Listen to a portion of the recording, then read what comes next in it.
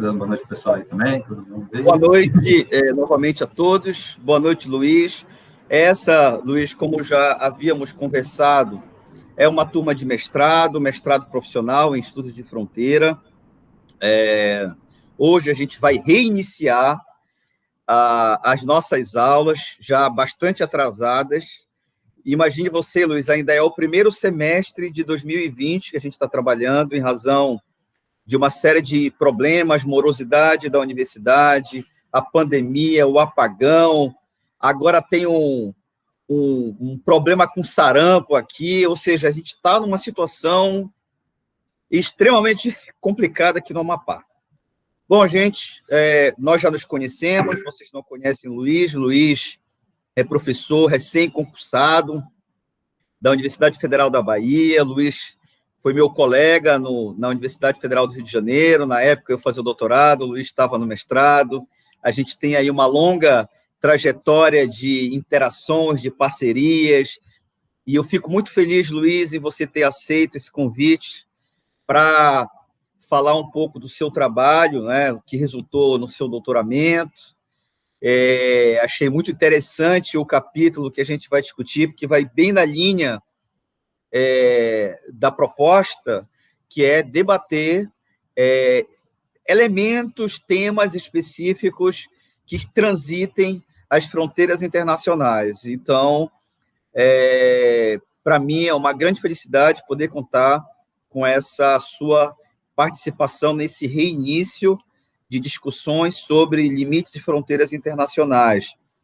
Então, eu diria, Luiz, que você aí se programar para falar entre 45 minutos, 1 hora, 45 minutos, 50 minutos, porque essa é uma turma bastante interativa, e assim a gente daria tempo para a gente discutir mais uma meia horinha, se possível. A gente ficaria por aqui até umas 7h30, nesse início de disciplina. Então, já te passo a palavra para você começar aí a sua apresentação. E, mais uma vez, Luiz, de coração, muito obrigado, viu? Obrigado, Cudemberg. Obrigado. Boa noite para todos vocês. Espero que agora o semestre se desenvolva de forma tranquila, que a gente consiga desenvolver nossos trabalhos, né, nossos estudos, sem desatropelos. Quer dizer, já esse ano todo está sendo um grande atropelo, né, mas espero que a gente consiga continuar com tranquilidade, a máxima tranquilidade possível com os estudos, com os nossos trabalhos, que é desafiador, né? E como o Gutenberg falou, hoje eu sou professor aqui na Federal da Bahia, em Salvador. Passei ano passado, mas eu tenho minha trajetória quase toda de pesquisas, de estudos na UFRJ, onde o Gutenberg fez a tese dele, né, com a professora Eliosário Machado, onde a gente se conheceu no grupo RETS. E lá a gente sempre trocou muitas ideias e impressões e conhecimentos sobre as fronteiras brasileiras, né? Eu, inicialmente, na graduação e no mestrado, na época que o Gutenberg estava lá fazendo doutorado também, eu pesquisava a fronteira do Brasil com a Bolívia, muito mais especificamente na região de Corumbá, Porto Soares, né? Ali no Mato Grosso do Sul. E para situar, estou falando um pouquinho isso para situar também o que eu vou falar hoje, né?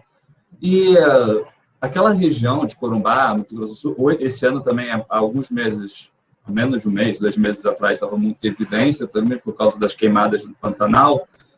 Eu estudava muito mais a questão das conexões ali entre Brasil e Bolívia por meio daquele corredor bioceânico, né, ligando o sudeste brasileiro aos portos do Pacífico, no Chile, no Chile, né, principalmente, atravessando a Bolívia. Mas o que me chamou a atenção nos trabalhos de campo, os trabalhos de campo que eu pude fazer na região de Corumbá, Porto Soares, é o Pantanal. Além da beleza cênica, de toda aquela exuberância, né?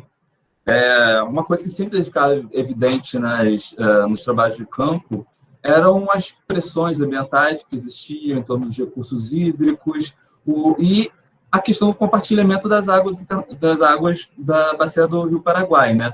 Se vocês olharem no mapa do Brasil, o Pantanal é essa planície inundável que empoça, né? Que faz essa onde se empoçam as águas do Rio Paraguai antes de drenarem para o sul, né?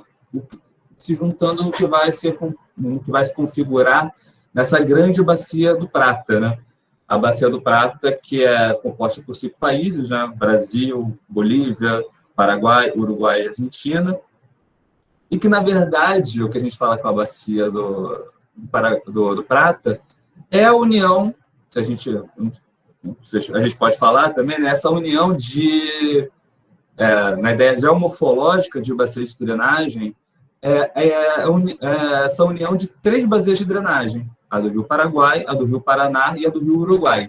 Então, essas 3 bacias de drenagem se encontram no que é o estuário do Prata, né? Ali próximo entre Buenos Aires e Montevidéu, na Argentina e no Uruguai, e por circunstância, pela trajetória histórica de ocupação desse interior do continente sul-americano e da importância da navegação desses 3 rios para a exploração, né, integração dessas regiões, essas 3 bacias se tornaram o que até hoje falamos como a Bacia do Prata. Com as suas peculiaridades, com a sua ocupação, que é a minha pesquisa, que foi a minha pesquisa de doutorado, e até hoje eu continuo me interessando sobre as estratégias de cooperação transfronteiriças para mediar as relações entre esses 5 países. Mas, além disso, como que as comunidades, cidades gêmeas na fronteira, criam estratégias para usar essa água que é compartilhada. Eu vou colocar a apresentação aqui já, mas uma coisa que já é bem conhecida, né, a ideia de que os elementos da natureza, os rios, as aves, os animais, as plantas, não respeitam os limites políticos, né? Atravessam fronteiras. E, por isso, esses elementos da natureza acabam criando necessidade de cooperação, de acordos, de parcerias entre os países para a sua governança. E ainda mais a água, que é um recurso natural tão importante para a reprodução das sociedades humanas, para a reprodução econômica. A água está em diversas instâncias da nossa sociedade, né? Usos econômicos, usos ritualísticos, usos sociais e usos da reprodução do nosso próprio corpo, né? Beleza? Bem, eu vou colocar aqui a apresentação para a gente começar a falar dessas peculiaridades que são, então, a cooperação transfronteiriça em torno dos recursos hídricos. Abrir aqui.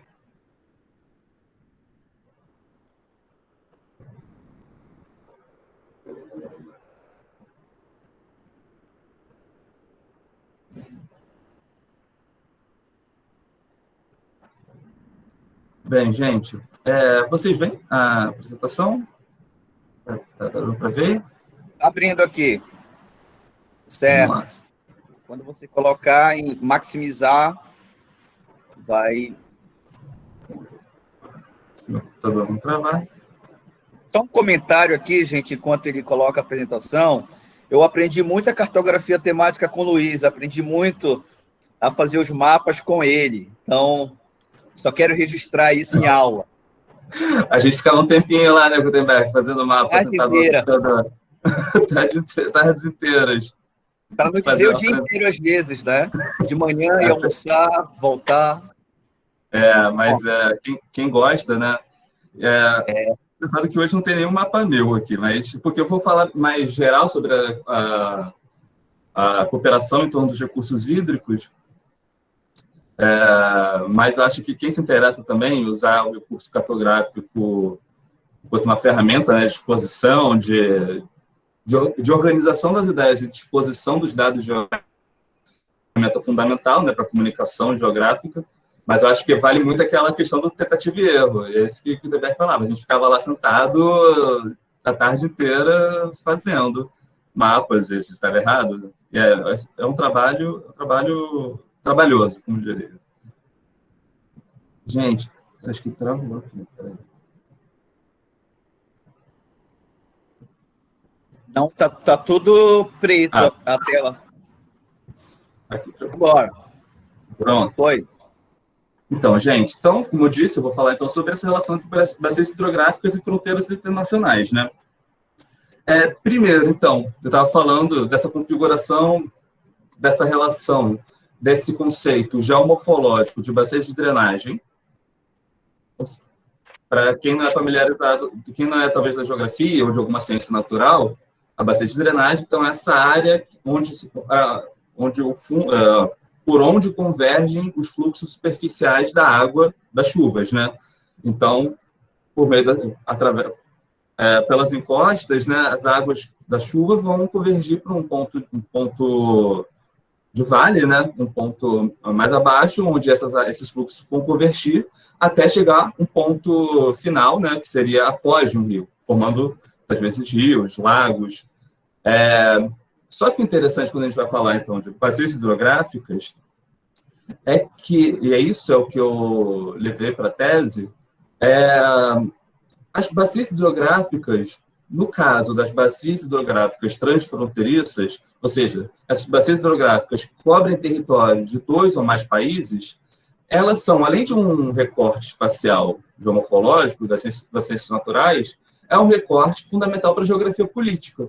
Então, essa relação entre uma escala espacial, onde se organiza esse fenômeno natural, ou seja, da drenagem dos fluxos superficiais, também se torna uma escala espacial da geografia política, que necessita ação coordenada dos atores, seja o Estado Nacional, ou sejam atores subnacionais ou transnacionais, para gerir e coordenar ações em torno dessas águas. Então, esse é o interesse, para começar, então, a discussão, para a gente pensar a relação entre bacias hidrográficas e fronteiras internacionais. Então, começar situando situando a situação, situando essa realidade, esse fenômeno do compartilhamento de recursos hídricos, né? Então, eu coloquei essa situação aqui, um trabalho meu mesmo. Então, estima-se que 60% da água superficial do planeta está localizada em bacias hidrográficas compartilhadas por um ou mais países. Elas abastecem cerca de 40% da população mundial e cobrem 47% da superfície terrestre. No mundo, 286 bacias hidrográficas se encontram nessa situação, envolvendo 151 países, dos quais 33 possuem mais de 95% do seu território coberto por tais águas.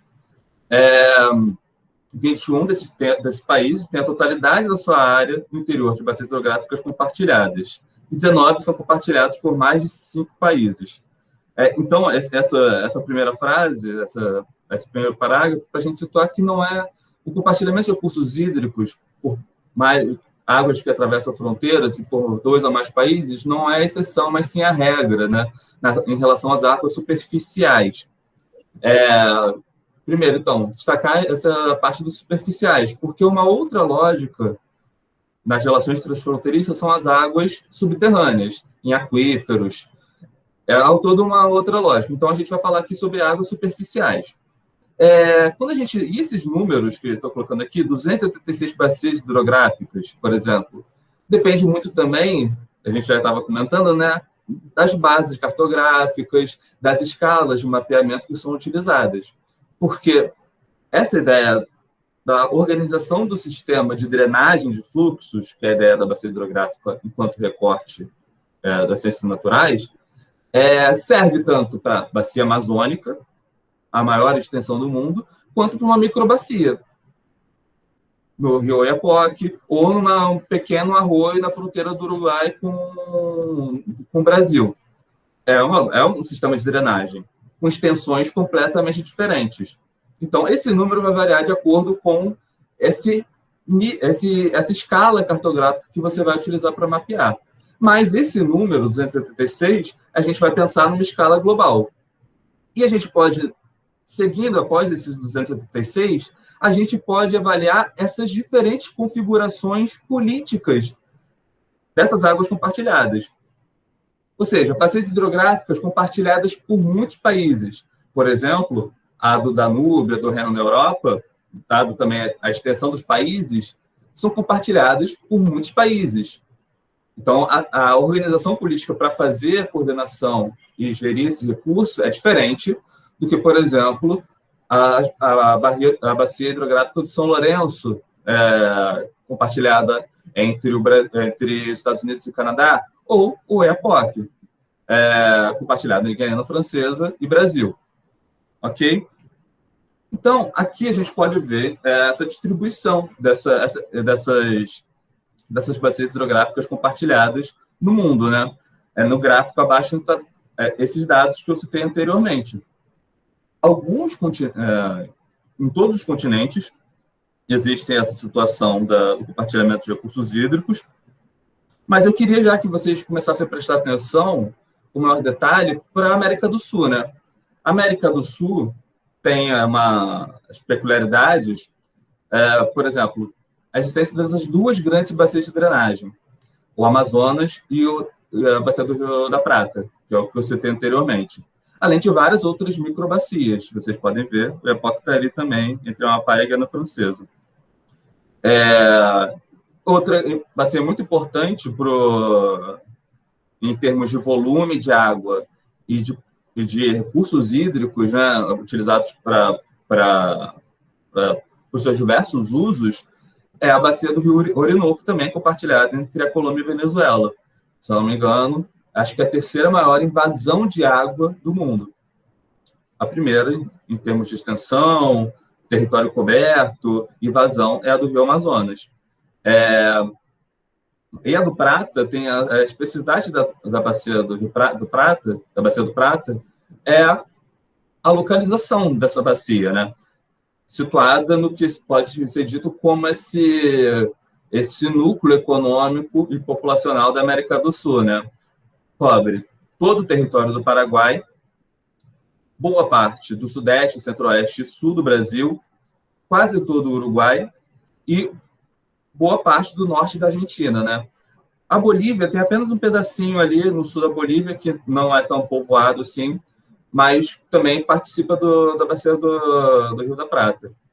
Esse mapa, então, a gente pode ver que o compartilhamento de recursos hídricos, né, as águas que atravessam fronteiras, é uma situação bem comum no mapa político internacional, né? Um outro dado que é interessante é os rios que formam os limites internacionais. Você deve estar familiarizados com a diferença entre a fronteira e o limite.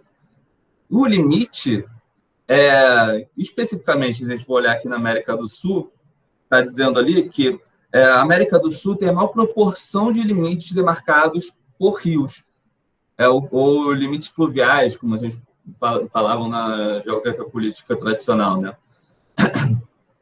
Ou seja, e por que isso, né?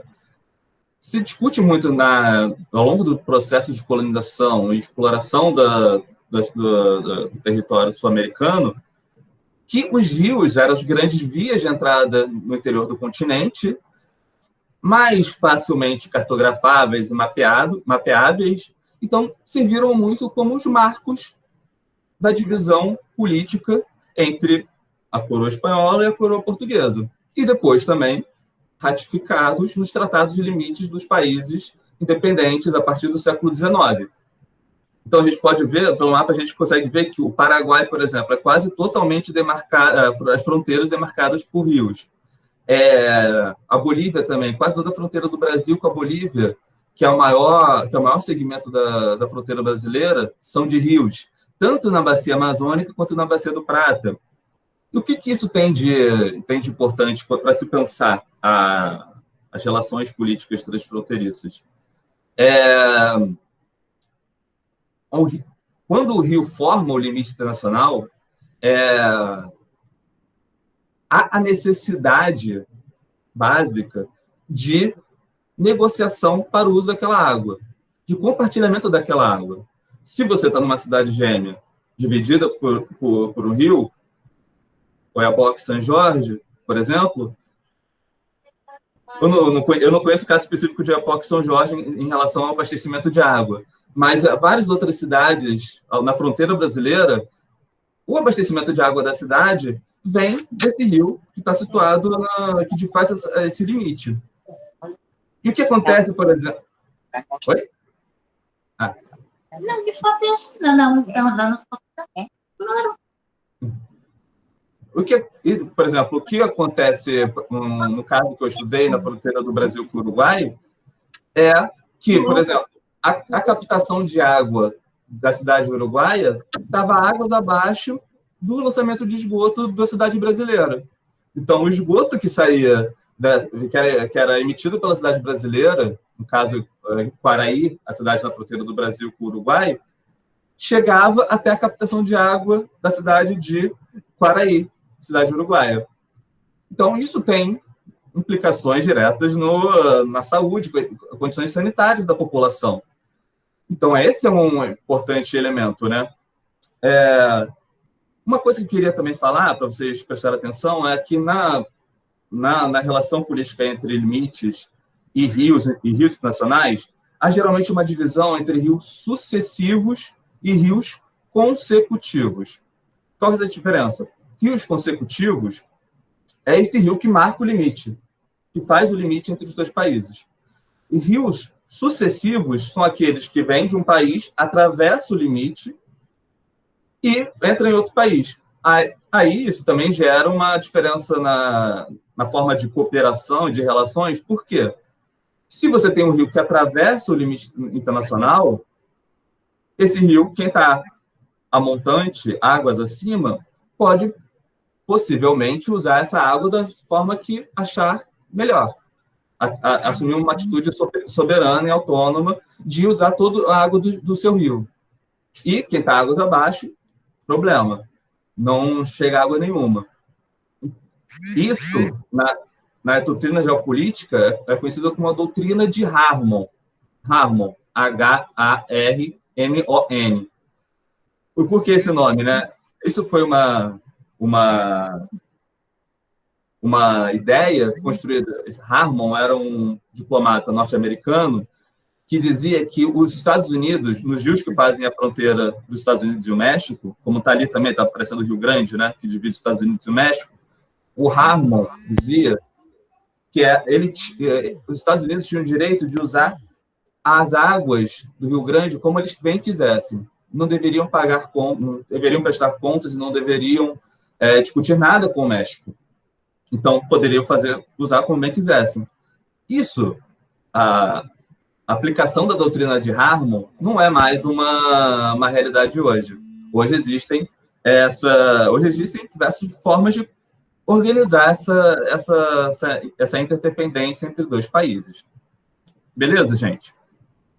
Bem, esse terceiro mapa, que eu também queria mostrar essa configuração global do compartilhamento de recursos hídricos, mostra que também as condições físicas de presença ou ausência da água, escassez ou abundância da água, são bem diferentes são bem distintas nessa distribuição no globo, né? E o que também gera maior ideia, está muito dentro também da ideia de áreas que são mais problemáticas ou não em relação a essas disputas entre países em razão dos recursos hídricos. Esse mapa está mostrando, na verdade, o número médio de meses em que há escassez de água. Vocês podem ver que o Brasil, boa parte do Brasil e da América do Sul, né, ainda mais ao longo das suas fronteiras, são áreas bastante úmidas, com entre 0 a meio mês por ano com escassez hídrica. Enquanto outras regiões outros continentes, como a África, a Ásia Meridional, na Índia, são áreas com grande escassez hídrica e grande escassez hídrica nas áreas de fronteira. Por isso poderia levar a pensar que, a América do Sul é um lugar tranquilo em relação ao compartilhamento de recursos. Eu desligo meu microfone. É um lugar tranquilo em relação ao compartilhamento de recursos hídricos, porque tem muita água. Mas não é o caso que a gente vê aqui, mas eu vou me aprofundar ainda mais nisso. Mas aqui, enquanto boa parte das discussões sobre a geografia política do compartilhamento de recursos hídricos vai se interessar muito em relação ao norte da África, o Oriente Médio, a Península Indiana, onde existiriam grandes condições para conflitos, dada a escassez de água. Enfim, mas... Deixa eu dar um golinho de água. Mas, então, essa ideia de que a água é escassa e poderia levar a conflitos internacionais, principalmente em torno desses rios e bacias hidrográficas transfronteiriças, é uma ideia que surgiu, ganhou muita força, principalmente se a gente for pensar o movimento, as ideias relacionadas também aos movimentos ambientalistas, né? A década de 70, o momento que surge com muita força os debates em torno do crescimento populacional e possíveis limites ao crescimento, né? O famoso relatório Brundtland, demarcando os limites do crescimento da população humana, que isso, então, necessitaria do desenvolvimento de técnicas para melhor gerir os recursos naturais e que isso também atacaria, né? Necessitaria também de medidas para o controle do crescimento populacional. E nessa evolução das discussões ambientalistas, a partir da década de 90, principalmente com o fim da Guerra Fria, né, da bipolaridade, um dos principais temas de crescimento de tensões entre países estaria também na apropriação e uso dos recursos naturais. Então, você tem o surgimento, esse crescimento, na verdade, do discurso de que a escassez de recursos hídricos poderia levar a conflitos e, em último caso, a guerra. A conflitos que levaria à violência e à guerra. E entre os recursos naturais, a gente pode falar do petróleo, das terras agricultáveis, mas muito em relação à água também. E principalmente naquelas regiões que eu mostrei no mapa anterior, muito marcadas, onde há uma grande escassez de recursos hídricos, né? Bem, mas há uma ideia de que tipos de conflitos, então, a gente pode se pensar em torno do uso e apropriação da água. Focando aqui agora, passar a focar na água, né? Não nos recursos naturais em geral, mas na água.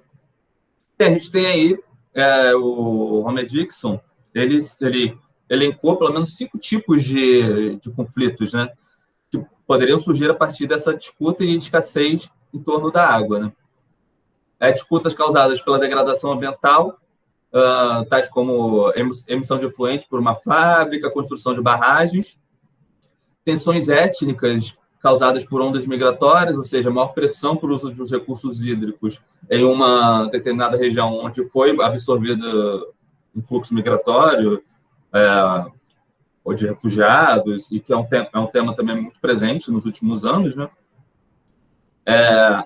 Três, né? As guerras civis, né? Guerras civis causadas pela escassez de recursos hídricos, mas isso dentro ainda do mesmo país, né? Um conflito intranacional causado pelas disputas internas a um país.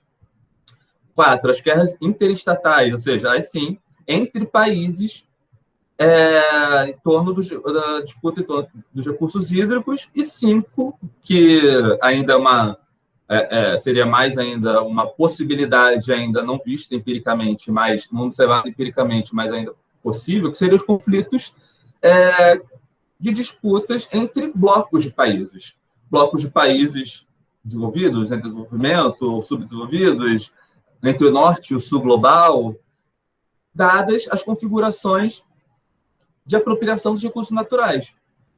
Esse ponto 5 foi muito discutido, debatido, lá na década de 70, como eu disse, em que havia um discurso todo presente no discurso ambientalista entre os países desenvolvidos, que já tinham explorado seus recursos naturais, e os países em desenvolvimento, que ainda queriam usar os seus recursos naturais para o desenvolvimento econômico, né? Então, essas 5 possibilidades de conflitos em torno da água estariam presentes ali na discussão, nessa debate entre as águas também, entre as fronteiriças. Só para dar um exemplo dessa possibilidade número 1, bem, Só um exemplo rápido para situar que existe isso, também é observado empiricamente, é o caso das papeleiras no começo dos anos 2000, meados dos anos 2000, na fronteira do Uruguai com a Argentina, em que vocês podem ver ao fundo da foto uma indústria, é uma indústria de papel e celulose instalada do lado uruguaio. O Rio Uruguai divide o Uruguai e a Argentina. Do lado uruguaio, que é aquela fronteira, aquela indústria que vocês podem ver do outro lado do rio, é uma indústria de papel e celulose instalada no Uruguai. No primeiro plano da foto, a gente está vendo uma manifestação do lado argentino de pessoas que começaram a reivindicar que o Uruguai estava degradando os recursos naturais compartilhados entre os dois países em razão da instalação da indústria. Esse foi um conflito que marcou a relação entre o Uruguai e a Argentina em meados dos anos 2000, que escalou para outras instâncias também da política internacional, como a Corte Internacional de Justiça, em Haia, para quem a Argentina reclamou que o Uruguai estava degradando os recursos hídricos compartilhados, e para o Mercosul, onde o Uruguai reclamou que os argentinos estavam fechando a livre circulação de bens e mercadorias, que é previsto no Tratado de Assunção, né? Que é o que... Então, essas disputas, apesar de, nesse caso aqui, por exemplo, não ter tido violência, agressão, muito menos guerra, são conflitos que estão ali na relação entre comunidades, cidades e populações situadas na zona de fronteira. Ou seja, não é uma impossibilidade, mesmo num contexto de abundância hídrica. Essa não é uma região que sofre com escassez de recursos hídricos, a fronteira da Argentina com o Uruguai. Não é uma região onde a escassez seja um grande problema, muito menos para o abastecimento humano. Bem, complexificando um pouco essa ideia de conflitos e que tipos de conflitos, o Rodrigo fala que o que tende a causar, então, conflito não é a escassez absoluta entendida como ausência de água, não ter água, falta de água. O que levaria também a essa possibilidade de conflitos é a escassez estrutural, ou seja, a apropriação dos recursos naturais por uma elite econômica, política, e onde você cria pessoas que não vão ter acesso a esse recurso. E o Philippe Lebilon também assoma um outro ponto, que é a possibilidade de conflito também vai ser dada em relação à dependência política e social que um Estado, alguma comunidade tem em relação àquele recurso, né? Então, se um grupo social, uma elite política, econômica, se apropria dos recursos naturais, deixando um outro grupo que depende muito desse recurso sem acesso a ele, você tem as condições para a emergência dos conflitos, né? Bem, e em relação à água? Nessa relação entre escassez estrutural e também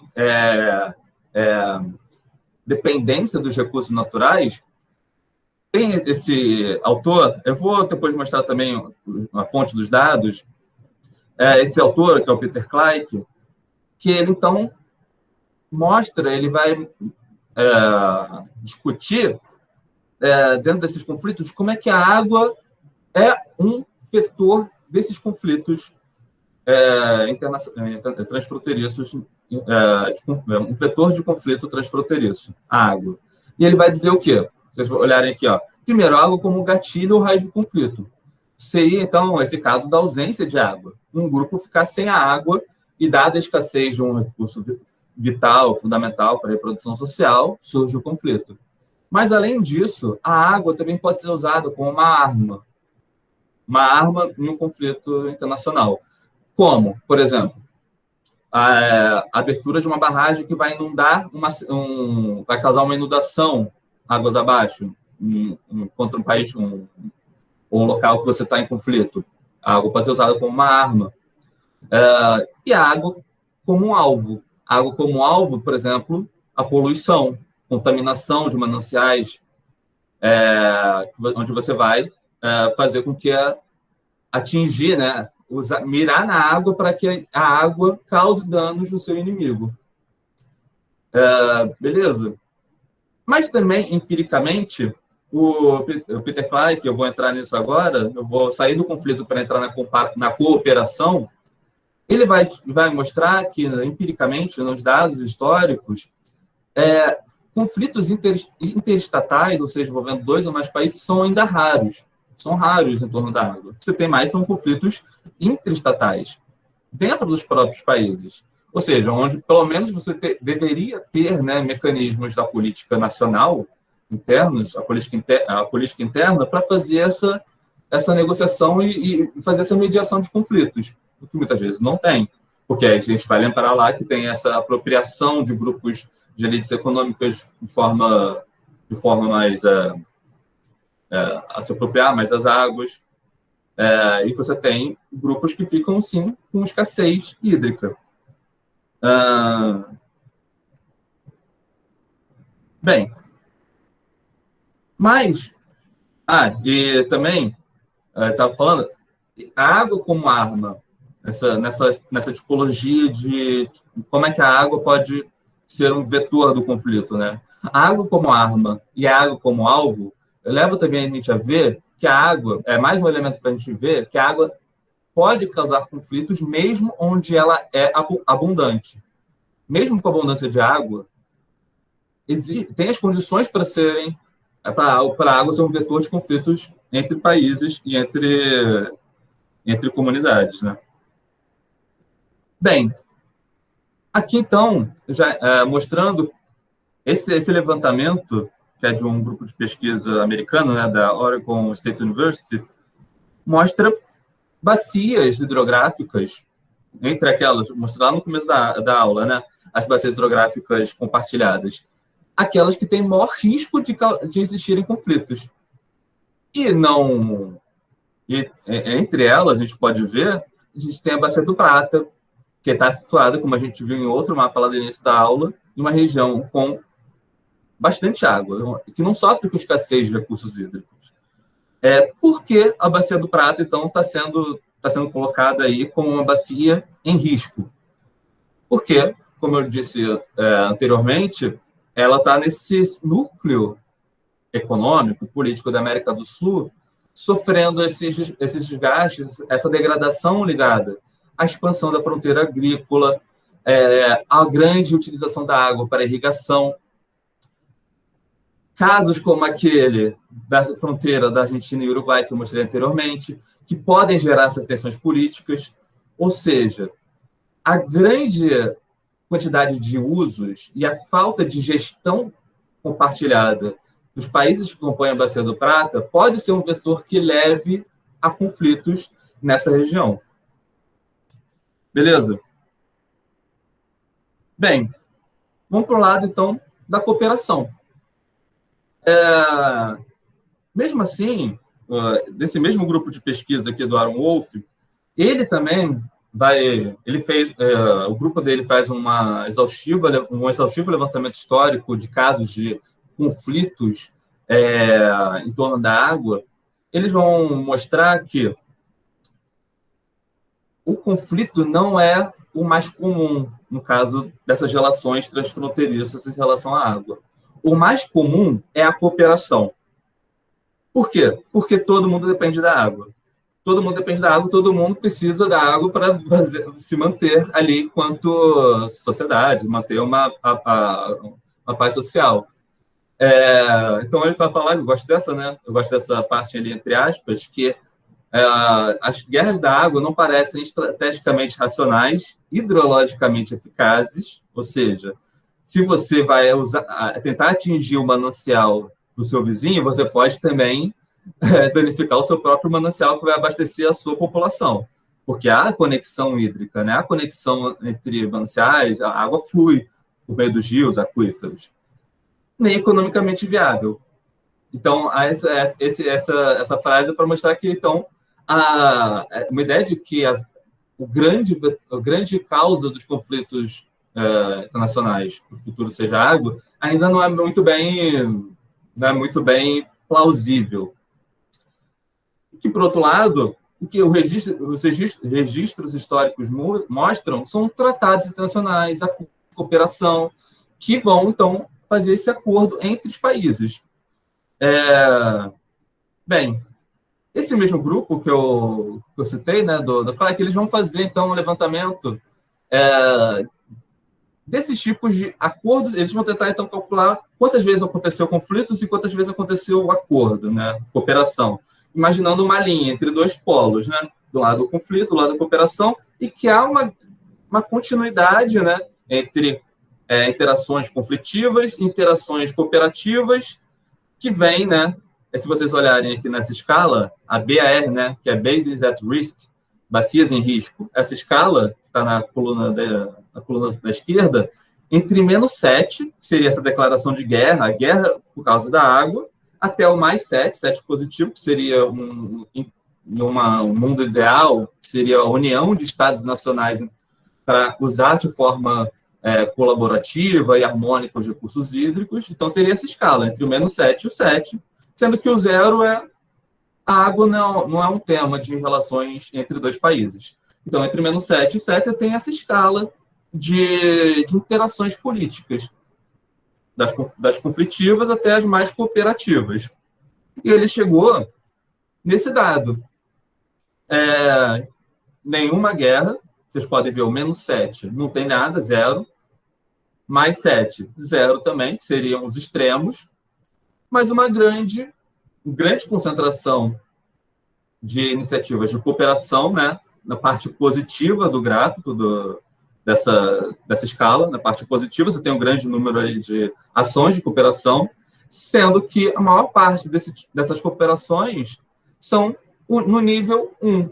O nível 1, que é acordos verbais entre países. Ou seja, não é um tema que causa grandes emoções para os países se unirem e juntarem esforços para melhorar as condições das águas internacionais, mas gera uma cooperação ali, pelo menos de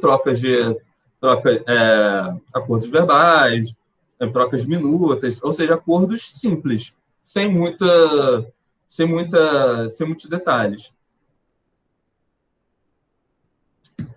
Bem, mas então, queria entrar, então, isso a gente pode ver, essa análise, que é dessa escala BAR, faz uma análise de polos e uma escala, né, mais cooperativo para conflitivo. Mas uma perspectiva que eu gosto até mais de trabalhar nessas relações transfronteiriças em torno dos recursos hídricos é uma que vê a cooperação e o conflito como coexistentes. O que a gente também se costuma falar ver uma hidropolítica, né? Uma hidropolítica, ou seja, essa política para os recursos hídricos, hidropolítica crítica. Por que crítica? Porque vê exatamente a coexistência desses dois polos, a cooperação e o conflito, e também vê que não necessariamente a cooperação ou o conflito vão levar a maior justiça no uso dos recursos hídricos, né? Então, essa matriz que eu estou mostrando para vocês, que a gente poderia entender, então, essa relação entre conflito e cooperação nessa matriz, como coexistentes. No eixo X, a gente pode ver, então, a cooperação, que seria dessa identificação de um problema que a gente tem que falar sobre a água, até a formação de uma identidade comum, ou seja, essa união, uma cooperação forte. No eixo Y, a gente tem da violência, da briga, da guerra em torno da água, até um conflito fraco, ou uma rusga ali entre os países. E esses dois elementos podem coexistir.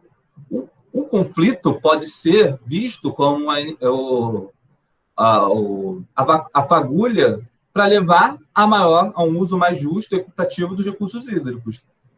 Por outro lado, a existência de tratados de cooperação podem esconder usos injustos da água. Eu vou dar exemplos agora, já também caminhando para o final.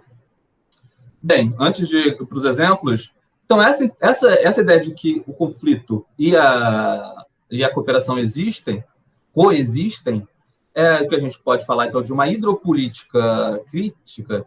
A gente também evidencia relações de poder que podem estar camufladas por detrás da existência dos tratados internacionais, tratados de cooperação, e que formas, então, do exercício do poder a gente pode observar numa relação ali de cooperação entre países.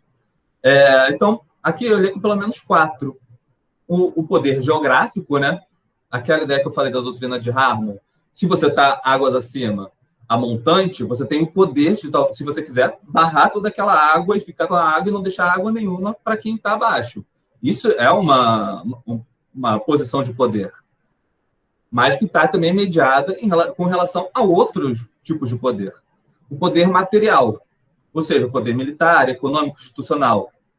Se quem está águas acima barrera toda a água, quem está águas abaixo fica sem água, se ele tiver um poder material mais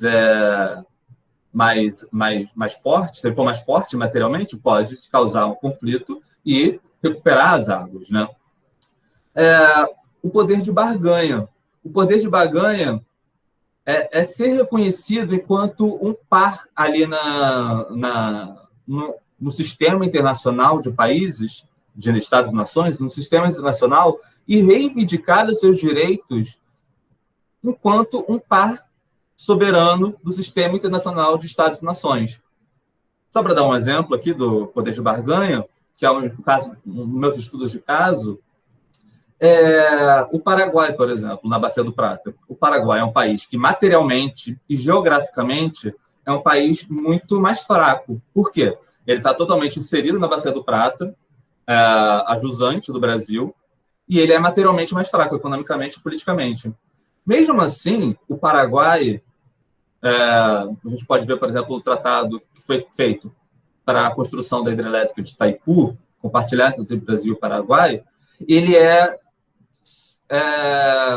assim, não condiz com essa assimetria de poder entre o Brasil e o Paraguai. É 50-50 para os dois lados. E como é que o Paraguai se colocou nessas negociações para conseguir também ser um par do Brasil, mesmo com assimetria em termos geográficos e materiais?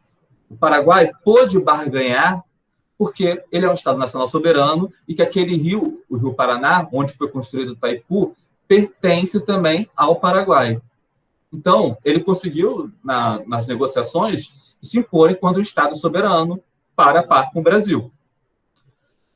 O quarto tipo, então, seria esse poder ideacional, que é essa capacidade de impor ideias e narrativas, às vezes até no interior, na política interna do outro país, criar a narrativa de que você está sofrendo com a escassez por causa das ações de um país vizinho.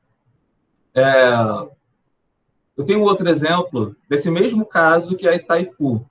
Então, Itaipu, né, a hidrelétrica de Itaipu, no Rio Paraná, compartilhada pelo Brasil e pelo Paraguai. Se você descer o Rio Paraná, quem está na foz é a Argentina. Um outro par também compõe o Sistema Internacional de Estados e Nações, que, na hora da negociação para a construção de Itaipu entre Brasil e Paraguai, como é que a Argentina se colocou? A Argentina criou uma narrativa, uma ideia de que seria prejudicada pela construção de Itaipu, porque Brasil e Paraguai iriam reter as águas do Rio Paraná e poderiam criar uma arma com Itaipu. Imagina, destruir a barragem de Itaipu e aquela água toda desce e inunda Buenos Aires. Foi uma ideia também posta na década de 70, quando foi construída a hidrelétrica de Itaipu. Então, isso utiliza também desse elemento do poder ideacional. Então, esses 4 tipos de poder podem muitas vezes estar camuflados ali por detrás de um acordo, que aparentemente é o melhor. A letra da lei internacional pode mostrar um acordo, uma negociação, mas que também pode camuflar uma grande assimetria do poder entre os países. Bem, para fechar, então, eu vou dar 2 exemplos. Eu já falei bastante do exemplo do meu estudo de caso, da tese, da Bacia do Prata, mas eu também gosto de falar do caso do Nilo. Então, vocês podem ver o mapa, né, da Bacia do Nilo. então, é uma das maiores bacias hidrográficas do mundo, e ela tem uma condição de um contexto da geografia física, né, um contexto ambiental bem peculiar, que corta boa parte do deserto do Saara, né, uma região extremamente árida. As suas cabeceiras, né, quinta-montante, são países ali já que estão no Sahel, da África subsaariana, né, o principal responsável pelo fluxo do Nilo é a Etiópia. Mas, ao longo da história, principalmente do período pós-colonial da África, né, a partir da década de 40, a partir da década de 50, o país que teve maior capacidade de exercer essa hegemonia, essa hidrohegemonia, foi o Egito, que já era um país com grandes benefícios nesse fim do período colonial, né?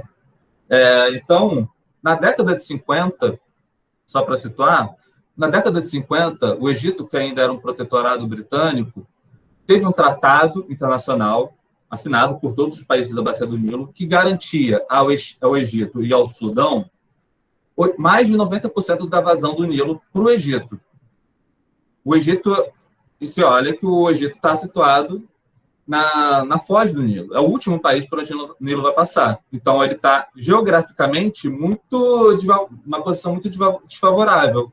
Mas, por meio do acordo, por meio do exercício desse poder material, o Egito conseguiu, por meio de um acordo, na década de 50, ter à sua disposição a maior parte da água do Rio Nilo, junto com o Sudão, que também fazia parte ali como um protetorado britânico. Só que o que aconteceu ao longo, e mais recentemente, e até esse ano, pulando a década de 50 até agora, né? Os países que estão situados nas cabeceiras da Bacia do Nilo começaram a se desenvolver, começaram a ter capacidade de material de exercício de poder. Um deles é a Etiópia. A Etiópia, o que então fez? A Etiópia lançou o projeto dessa hidrelétrica que se chama Grande Represa da Renascença Etíope. Vocês podem ver que até o nome da hidrelétrica evoca um ressurgimento, um nascimento, uma volta à grandeza da nação etíope.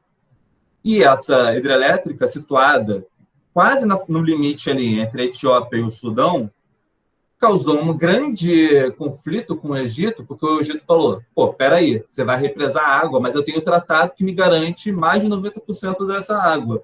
Você não pode fazer isso. A Etiópia falou o quê? Peraí, não é justo esse tratado. Esse tratado não é justo. Porque só você pode usar essa água. Então, desde quando foi lançado esse projeto da hidrelétrica, até esse ano, esse é um assunto agora, que está acontecendo agora, estão acontecendo diversas negociações que ainda não chegaram a nenhum acordo técnico de garantia da vazão mínima do Rio Nilo. A Etiópia teria que falar, não, a gente vai manter a vazão de tantos metros cúbicos por segundo para manter as águas chegando até o Egito, para poder fazer esse acordo, mas ainda não chegaram. E mais especificamente nesse ano, se não me engano, em julho, a Etiópia concluiu a construção da barragem e começou a encher a hidrelétrica, a represa. Barrou e começou a segurar a água do Rio Nilo para encher a sua represa, para conseguir começar a produzir energia. Esse foi um momento extremamente tenso esse ano das relações entre Etiópia e Egito. Porque o que o Egito dizia? Vocês vão represar todas as águas do Nilo, e o que vai chegar até aqui? A gente precisa da água do Nilo para a nossa sobrevivência. Então, esse momento, esse conflito, essa tensão está até hoje posta. A Etiópia tem garantido uma vazão mínima para manter o fluxo do Rio Nilo, não secou o Rio Nilo, decididos em termos técnicos, como é que vai ser essa rotina. Já terminando, então, um último exemplo, rapidamente, de como é que eu estou falando desses usos da água, mas só para mostrar também aqui, esse estudo aqui, o uso da matriz que eu mostrei antes, né? Essa matriz da relação de cooperação e conflito, aqui aplicada ao Rio Nilo. Que ao longo da história das interações entre os países da bacia do Rio Nilo, tiveram momentos mais conflitivos, mas ao mesmo tempo com uma cooperação. Esses dois elementos coexistiram. Mas eu queria só terminar, então, dar um outro exemplo de um caso aqui na América do Sul, do elemento também, de um elemento do rio enquanto limite internacional. E como eu falei lá no início da aula, a América do Sul tem grande parte dos seus limites demarcados por meio de rios, porque era um elemento natural pretensamente mais visível na paisagem, que seria mais facilmente identificável na hora de demarcar o limite. Mas o rio Pilcomayo, que divide a Argentina e o Paraguai, mostra que não. Qual o problema lá? E esse problema está sendo agravado com as mudanças climáticas, né? O rio Pilcomayo é um rio que nasce nos Andes bolivianos. A maior parte da sua vazão depende do gelo das águas dos Andes, então ela tem uma época do ano que o fluxo de água é enorme, e tem a época que o rio Pilcomayo é um riacho. E, dada essa dinâmica fluvial de grandes enxurradas e secas, tem o setor 2, vocês podem ver nesse mapa, tem o setor 3, que é nas cabeceiras, já chegando aos Andes, o setor 2, que é o intermédio, e o setor 1, que é já na parte baixa do Pilcomayo. A parte 2, esse setor 2, grande parte do ano ele fica seco. Não tem rio nenhum, não tem água correndo nenhuma. E quando vem a enxurrada, com o degelo das águas dos Andes, o rio muda completamente o seu curso. É esse esquema que está à direita, mostrando qual era o caminho que o rio fazia em 98, em 2004, que é a data desse artigo. Isso causa uma grande imprecisão no uso do rio enquanto limite internacional, com possíveis conflitos, como existem nessa região, tensões ali, mas aí não tanto em relação ao uso da água, como no caso do Nilo, mas sim numa questão territorial, uma disputa territorial entre Argentina e Paraguai. Cada um vai falar, não, aqui é Argentina, não, aqui é Paraguai. Mas o rio mudou de curso. Como é que vai ser feito esse arranjo? Então, para finalizar, a gente pode ver nessa relação, então, entre bacias hidrográficas e fronteiras internacionais, que eu tentei aqui mostrar, existe essa ideia da elemento de conflito pelo uso que pode ser feito dela e os conflitos em torno do uso das águas. Como é que você vai usar a sua água? Como é que, se você usar a sua água, você pode prejudicar o seu vizinho? E também, aqui nesse último caso, uma questão territorial, uma questão das dinâmicas fluviais desses rios, enquanto limites internacionais que podem causar problemas transfronteiriços em relação aos territórios nacionais. Bem, aqui são algumas fontes das informações que eu posso depois compartilhar com vocês também, quem quiser mais dados também, tem várias coisas legais aqui que a gente pode falar também com esses dados. Beleza? Valeu pra caramba, gente. Obrigado. Ok, Luiz. Muito obrigado. Foi muito bacana sua apresentação. A gente já teve a oportunidade de falar conjuntamente lá em Angra, na disciplina do LIS, não sei se você recorda. Enfim, de lá para cá, muita coisa rolou. Você aí achei muito interessante a didática que você organizou para a arquitetura também da apresentação, que trouxe informações bastante importantes, fazendo uma panorâmica com exemplos e trazendo a teoria de fundo, muitas fontes importantes, né, para pensar esse trabalho relacionado a bacias hidrográficas. Eu vou abrir agora aqui as perguntas dos alunos. Já tem um aluno inscrito, e depois fazer também umas perguntinhas sobre algumas questões da tua apresentação. Bom, o Hilton está inscrito. Se alguém mais quiser se inscrever, por favor, levante a mão digital. Tá? Hilton, pode falar, por favor. Depois o Borges e depois o Rony. E Luiz, Vamos fazer um bloco de 2, 3 perguntas? À vontade. Então tá, então Hilton e Carlos, o Rony retirou a mãozinha, então Hilton, em seguida Carlos, aí depois o Luiz faz aí as observações. Boa noite a todos. Professor, é o seguinte, eu sou professor do Estado, mas também sou da Secretaria de Meio Ambiente. Então, aqui o Estado ainda não tem, né, o Plano Estadual de Recursos Hídricos, está em elaboração. Eu queria saber, assim, quanto se pode implicar impossivelmente numa política transfronteiriça de gestão hídrica, no caso da bacia do Oiapoque, né, do nosso estado com a bacia do Oiapoque. E eu queria também que o senhor comentasse um pouco dos modelos de gestão, né, que o senhor cita no seu trabalho, muito legal, né, os modelos de gestão.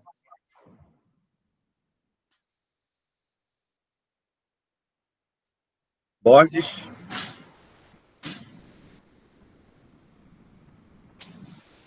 Todos.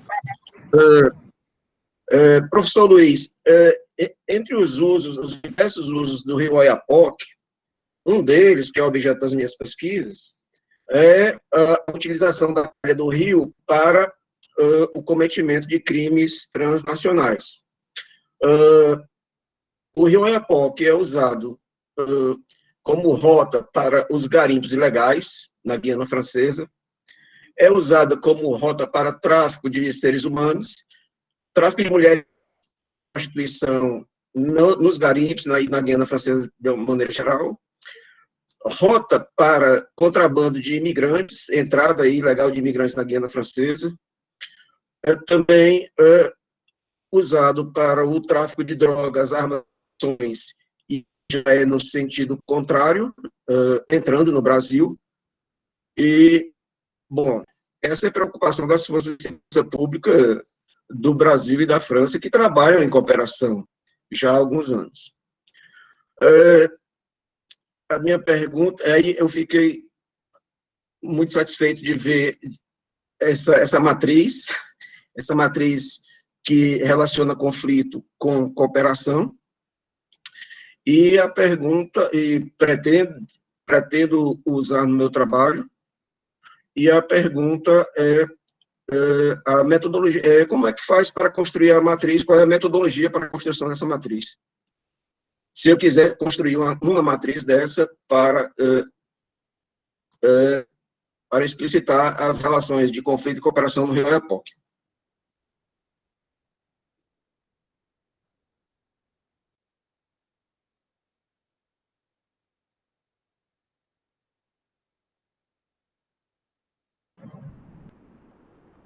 Pronto. Rony, acho que quer fazer 3? Então, então, pode falar, Rony. Porque o professor, boa noite, me chamo Rony, e professor Luiz, quando o senhor terminou, já nas suas considerações finais, o senhor falou dos conflitos transfronteiriços gerados a partir da água. Esses conflitos transfronteiriços, eles implicam, por exemplo, em sanções internacionais? Como é que funciona? Eu queria um exemplo prático desses conflitos transfronteiriços que o senhor cita.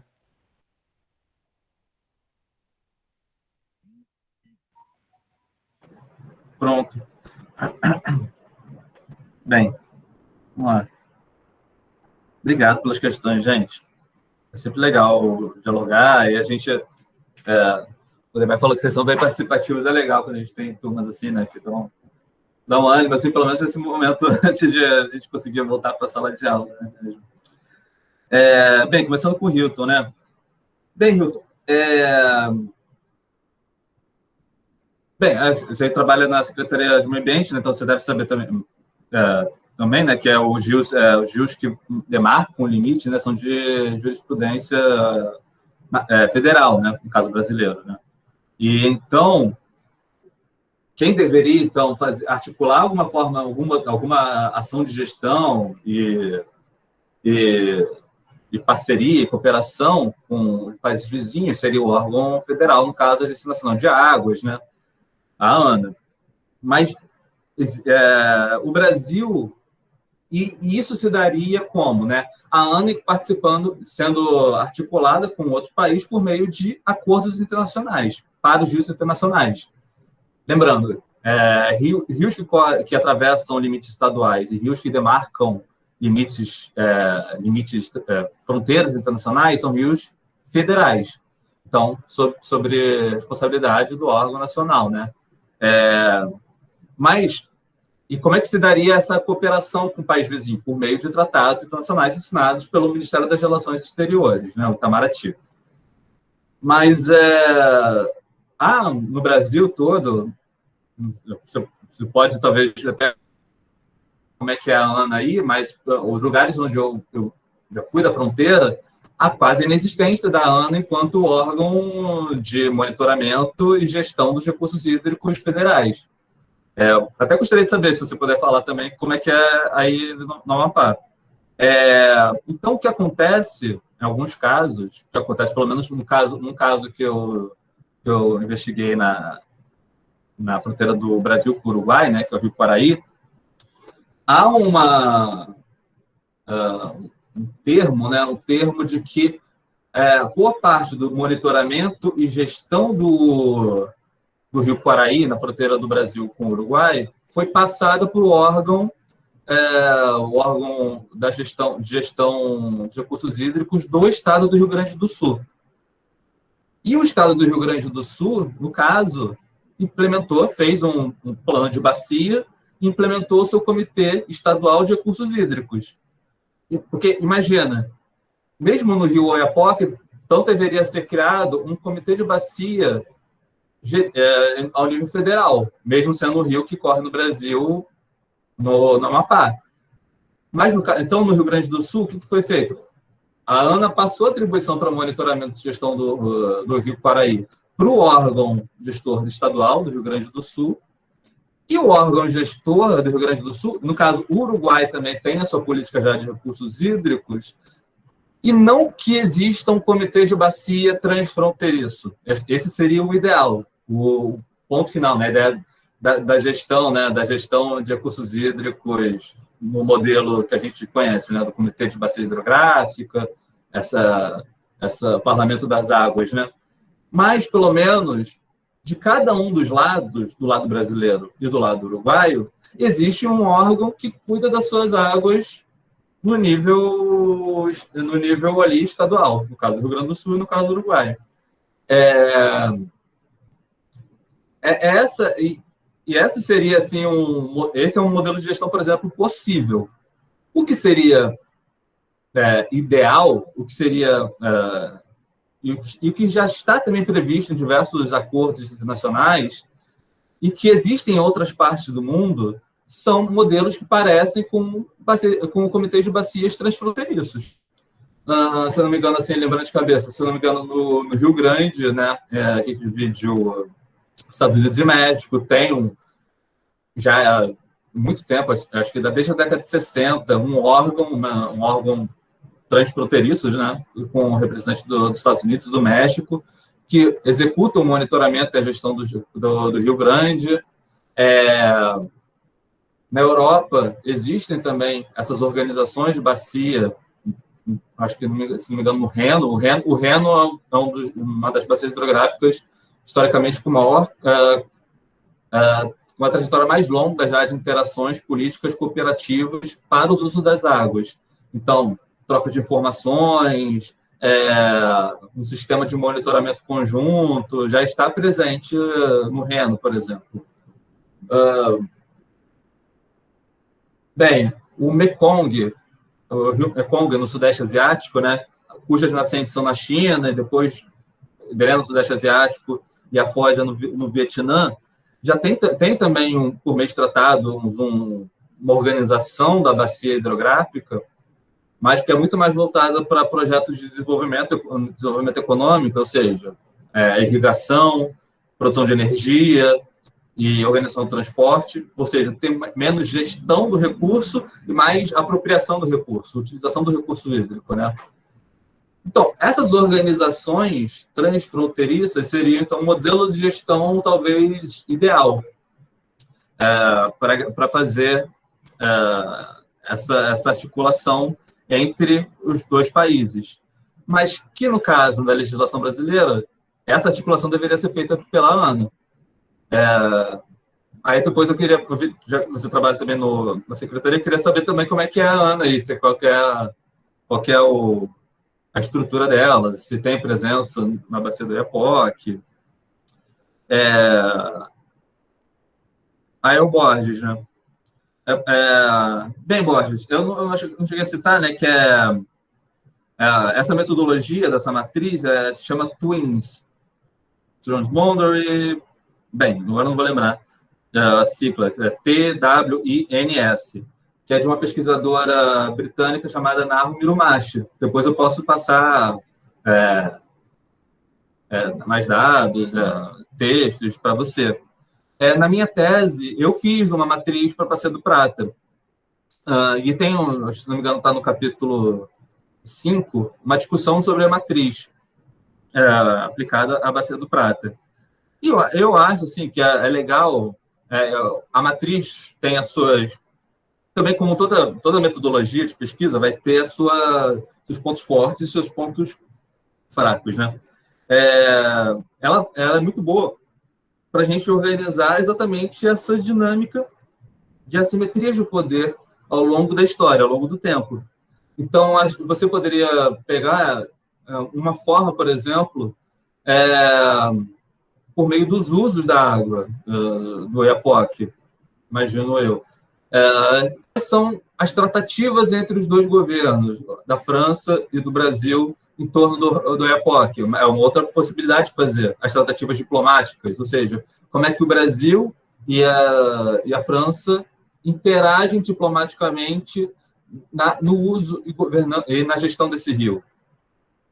Isso aí você pode ver, por exemplo, no site da Itamaraty, ver as notas entre Brasil e França, ver o que existe sobre isso.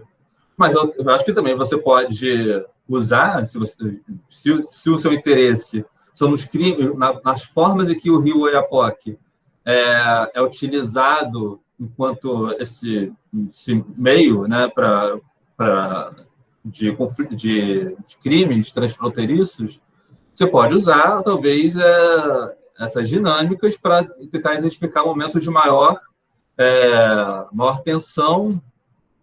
Aí você pode definir, talvez, um nível de análise. Não sei se a bacia inteira do Oiapoque, porque uma tensão águas acima, lá no garimpo, como é que repercute em Oiapoque São Jorge? Não sei. Então, não sei se poderia fazer uma matriz para a bacia toda.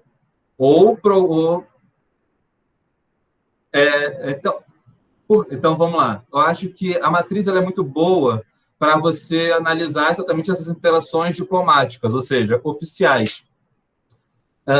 Eu não sei se a gente pode discutir nesses conflitos que estão acontecendo em loco, que às vezes a diplomacia nem vai saber que existe esse tipo, ou não está atenta a esses tipos de conflitos, ou não são capturadas pelo radar desses mecanismos estatais, ou seja, Ministério das Relações Exteriores. Eu não sei qual seria a possibilidade de usar a matriz, mas pode ser tentado, sim. A gente pode ver, discutir, ver se dá a liga, se mostra um padrão de cooperação e conflito. Não sei se respondi bem, mas a gente pode trocar essa ideia. Como é que você vê se há um padrão de cooperação em algum momento, ou se há uma maior intensidade de conflito em algum outro momento, e como é que você pode encaixar esses diferentes momentos na matriz.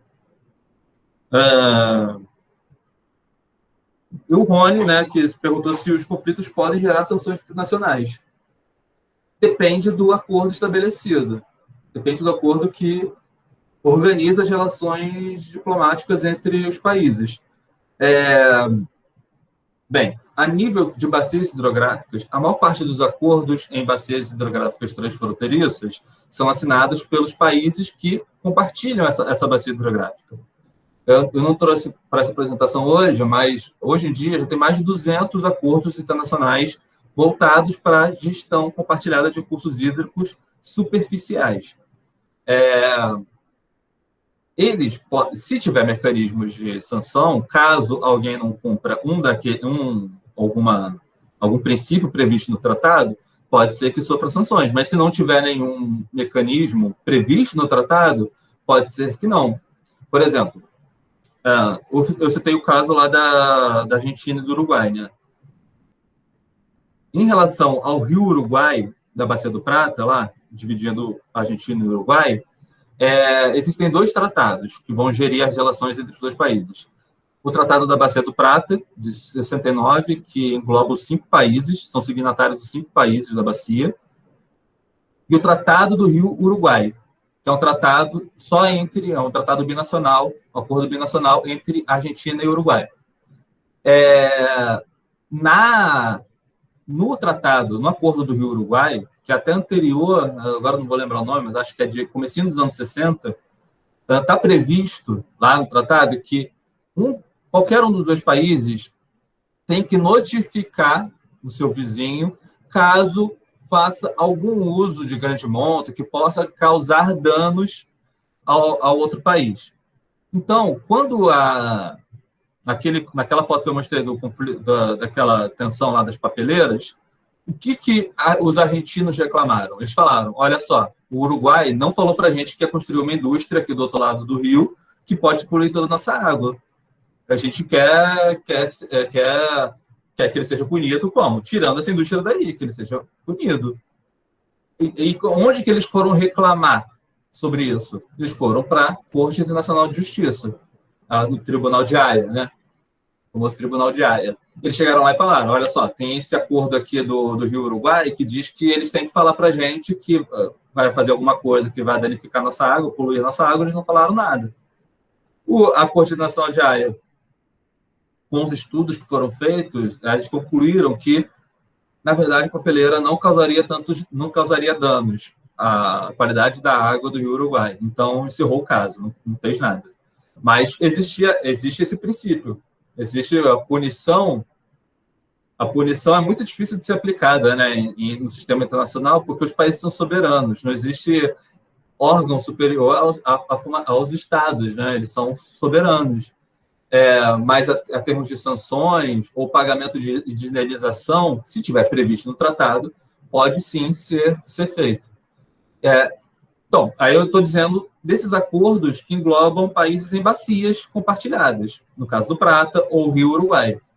A Convenção Global, existe a Convenção das Nações Unidas para o uso dos rios, é um nome imenso, Convenção das Nações Unidas para o uso não navegáveis dos rios internacionais, coisa assim, que é de 97, das Nações Unidas, então uma convenção que engloba os países signatários das Nações Unidas, mas que não prevê nenhum mecanismo de sanção. Então, e essa convenção tem alguns princípios, por exemplo, esse da notificação. Se você compartilha um rio com um vizinho, você tem que notificar o uso se você vai fazer alguma coisa que possa poluir o rio, você tem que notificar. Usos equitativos. Os usos têm que ser equitativos. Todos os países que compartilham um rio, uma bacia hidrográfica, têm que distribuir essa água de forma equitativa entre os países. Não causar danos, aquilo que eu falo, é um princípio de não causar danos, que é aquela ideia que eu falei dos conflitos de usar a água como arma. Quem assinou essa convenção diz que não vai usar a água quanto arma, porque não vai causar danos ao vizinho por meio do uso das águas. Então, tem esses princípios previstos na Convenção de 97, mas que não existe nenhum mecanismo de sanção caso um país exerça isso. É uma coisa agora que poderia ser discutida nesse conflito do Rio Nilo que eu mostrei. Poderia ser usado como a norma a ser seguida para solucionar esse conflito em torno da hidrelétrica na Etiópia. Mas, como não existe nenhum mecanismo de sanção, não há nenhuma... Essa convenção não é utilizada enquanto argumento nas negociações entre Egito e Etiópia, e entre todos os países da Bacia do Nilo. Bem, acho que eu respondi, né? Ficou faltando alguma gente? Não.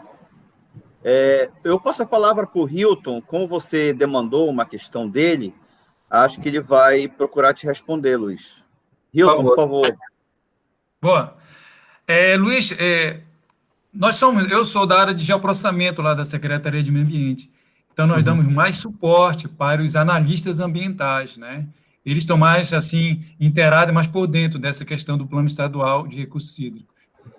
E a Ana aqui, ela dá mais, assim, ela dá apoio, sim, mas suportes, como capacitação, principalmente capacitação, tá ok?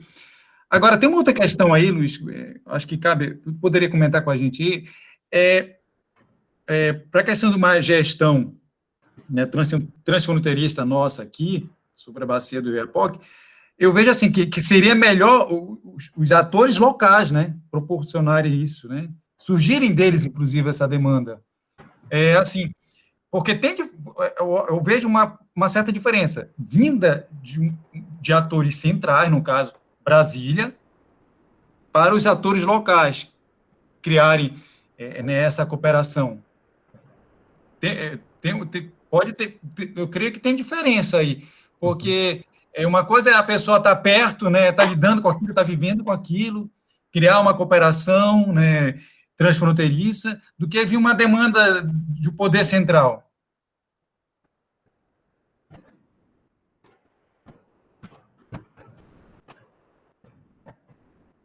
Sim. Não, concordo. Eu acho que há uma... a gente pode discutir isso, né? Uma coisa que eu estou tentando... Bem, o papel do Estado, né? Do Estado central, né? Nacional, nas fronteiras, é muito importante, né? A gente discutir isso, né?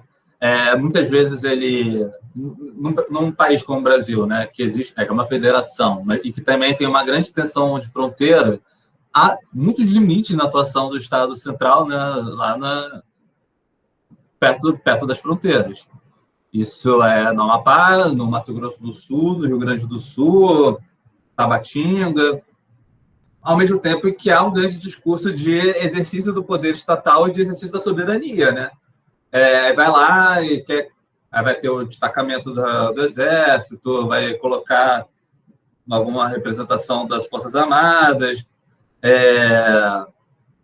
E há, então, uma preocupação sempre muito grande de manter a soberania.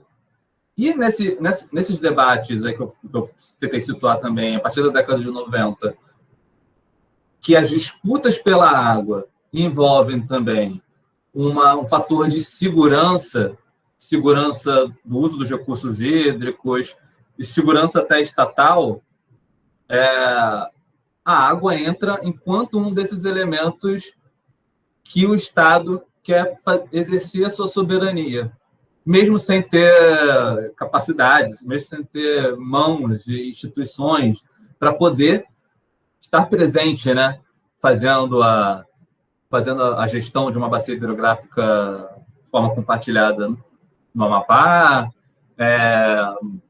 tratando efluentes, né, fazendo saneamento básico. Ou seja, há uma contradição aí da capacidade estatal, da possibilidade do Estado estar presente, né, num lugar em que ele sempre pretende estar, que é a fronteira, né, que ele pretende estar muito, muito presente. E eu concordo também que há uma grande preocupação, e isso que me motivou muito na tese também, uma grande preocupação das pessoas que vivem nas cidades de fronteira em fazer uma gestão dos recursos hídricos, porque é a água que muitas vezes vai para a torneira, né? É a água que muitas vezes vai para irrigar uma plantação, é água utilizada no dia a dia. Então, não nos casos que está na tese, que vocês têm aí, mãos também que analisei dentro da Bacia do Prata, essa bacia do Quaraí, na fronteira do Brasil com a Argentina, e a bacia do APA, na fronteira do Brasil com o Paraguai, foram dois casos em que, por motivos diferentes, atores locais começaram a se mobilizar para criar uma forma de gestão transfronteiriça dos recursos. No caso do Quaraí, foi muito mais agricultores, irrigantes, plantações de arroz que necessitam de muita água para inundar a risicultura, né? A risicultura irrigada precisa ficar imersa em água durante um período do plantio, e eles foram lá se organizar para fazer uma gestão. No APA, na fronteira do Brasil com o Paraguai, é uma outra questão que está inserida no Pantanal, que há pressões aí que a gente relacionadas à preservação do bioma pantaneiro e a possibilidade de usar o ecoturismo como uma forma de desenvolvimento. Acho que também houve uma mobilização de atores do Brasil e do Paraguai para se organizarem na região. Engraçado, eu ainda não concluí isso, mas é um caminho, eu acho, que nesses dois casos, os Estados nacionais, né, Brasil, Uruguai e Paraguai, chegaram a um acordo, ou seja, a questão que começou ali local subiu a escala e foi parar no Itamaraty, foi para Brasília, para Assunção, para Montevidéu. E eu não posso dizer que exista uma causalidade ali, um mecanismo de causa e efeito, mas com o tempo, os movimentos, as mobilizações perderam um pouco do fôlego, perderam o fôlego do ânimo desses atores, principalmente no APA, na fronteira do Brasil com o Paraguai. Até porque no Quaraí, como são irrigantes, agricultores, muitos deles capitalizados, eles têm um interesse econômico de fazer isso acontecer. Então, eles não param ali a coordenação entre brasileiros e uruguaios. Mas entre Brasil e Paraguai, a questão de cooperação em torno dos recursos hídricos perdeu muito da mobilização social depois que passou a tudo responder ao Ministério das Relações Exteriores, passou a responder a Brasília e a Assunção. Então, acho que concordo com você, que existe uma demanda ali de atores locais para fazer essa coordenação, mas que, ao mesmo tempo, o Estado tenta também se impor ali na fronteira, né? A fronteira também é uma região onde esse discurso, né, essa vontade do Estado sempre aparece também com muita força, né?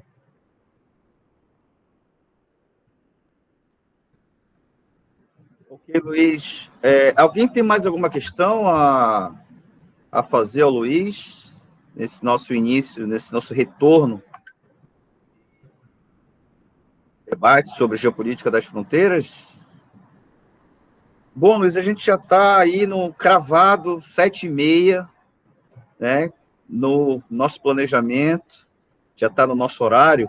Eu vou te fazer uma pergunta apenas para a gente arredondar esse fechamento fechamento de início de disciplina, de retorno de disciplina. Já não sabe se é começo ou se é fim, né? O ciclo sem fim. Não sabe, vai girando dessa maneira, né? Não sabe começo e fim. Mas muito boa a participação aí dos colegas, do Hilton, do Carlos, do Rony. Enfim, acho que os demais estão um pouco acanhados com esse retorno, né? Mas a minha questão, além do teu trabalho, o capítulo que você colocou, que é bem didático, por sinal, muito bem escrito, se coloca que as mudanças climáticas são um ponto angular nesse debate sobre limites internacionais relacionado à questão hídrica. Eu queria que tu comentasse um pouco mais sobre isso, e algo também que eu gostaria que você pusesse em foco. Na Bacia do Prata, um dos grandes problemas tem a ver com as papeleiras, né, com a poluição gerada. E eu queria que, ao invés de focar no problema das papeleiras, que você pudesse fazer uma análise, na medida do possível, é claro, sobre o compartilhamento da poluição.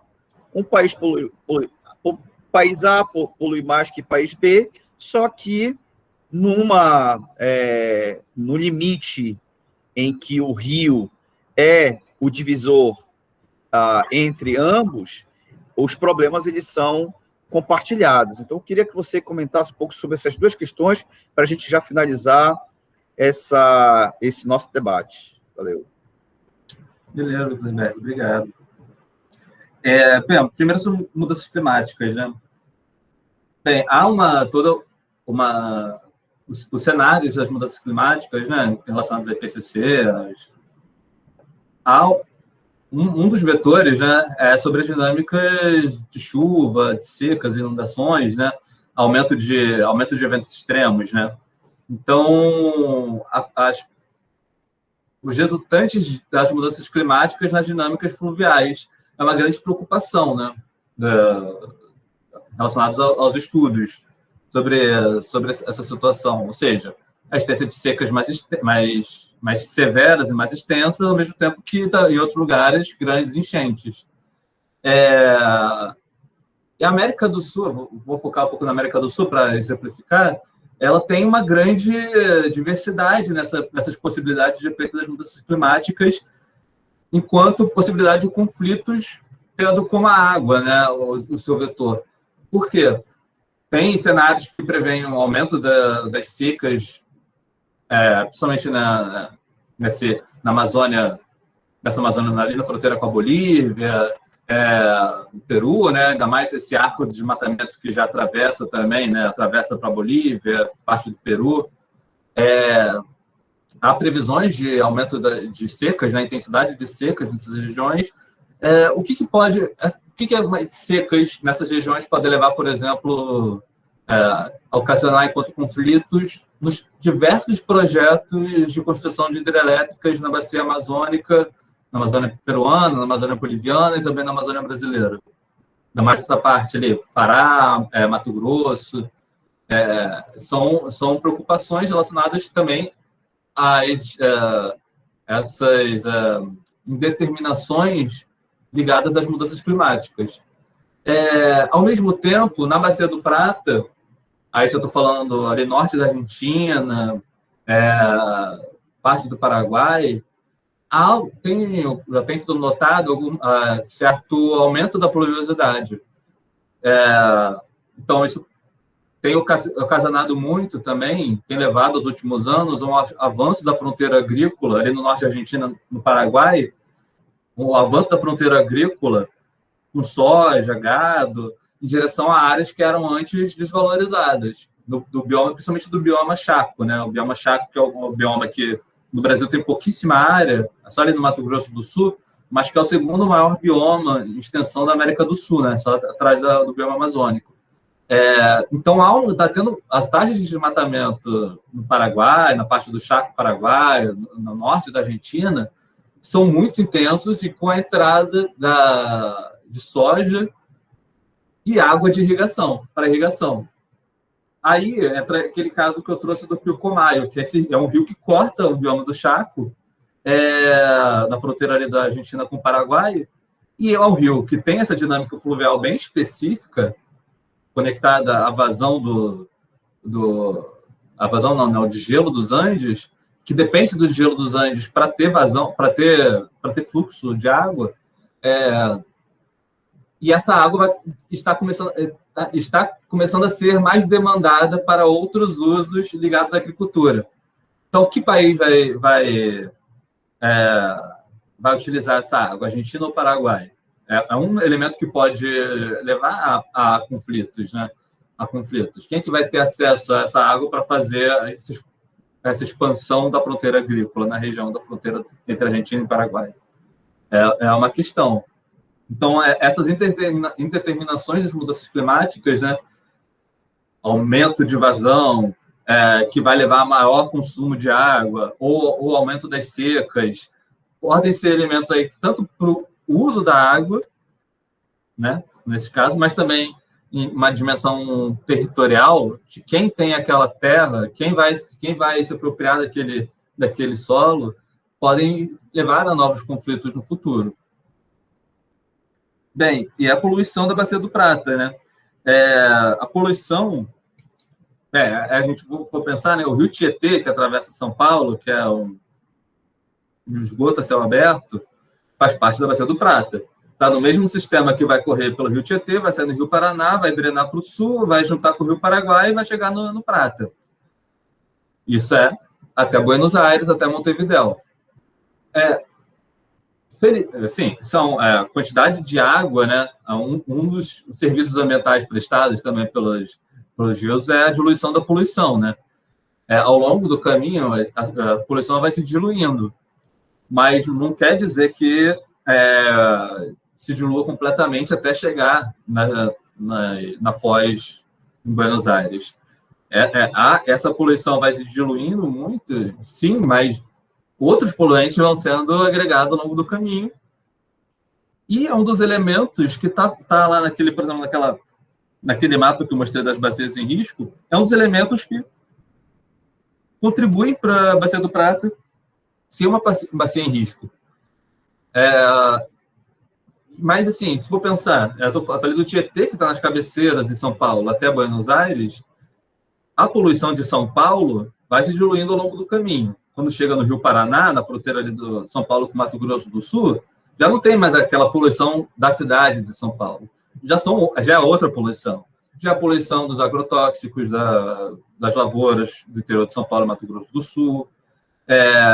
E toda essa área da agricultura mecanizada, mais envolvida desse interior do Brasil, né? São Paulo, Paraná, Mato Grosso do Sul, com vários elementos tóxicos, fosfatos, que estão presentes. Eu lembro, assim, lembro de ter visto assim, com mais reclamação de outros países, no caso dos fosfatos, que principalmente no Rio Uruguai, né, que aí drena aquela região ali de Santa Catarina, Rio Grande do Sul, e vai chegar até o Uruguai, que tornam a água muitas vezes imprópria para consumo humano.